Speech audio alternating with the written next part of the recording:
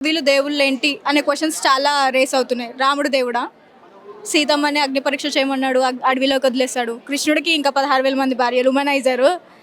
అది ఏం చేసినా కుట్రలు, కుతంత్రాలే ఉంటాయి వాళ్ళు చేసే దాంట్లో. వాళ్ళని దేవుడు అని పూజిస్తారేంటి? శివుడు కూడా ఏడుస్తాడు కదా! అండ్ ఈ విగ్రహ ఆరాధనలేంటి? మూఢనమ్మకాలేంటి? అని సనాతన ధర్మం పైన చాలా నెగటివిటీ నడుస్తుంది.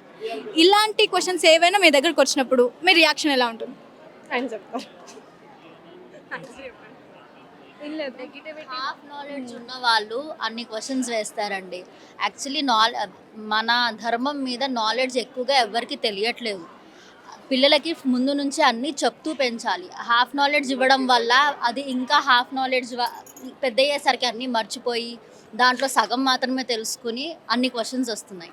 అవేర్నెస్ లేదు. అవేర్నెస్ పెంచాలి. ఈ జనరేషన్ వాళ్ళకి మీరిచ్చే సమాధానం? సమాధానం అంటే ఇప్పుడు మనము స్కూల్లో ఫిజిక్స్, కెమిస్ట్రీ ఇవన్నీ నేర్చుకునేటప్పుడు ఇంట్రెస్ట్ వచ్చి కొంచెం ఎక్కువ దాన్ని ఇన్డెప్త్గా నాలెడ్జ్ తెలుసుకుందామని రీసెర్చ్ చేస్తాం.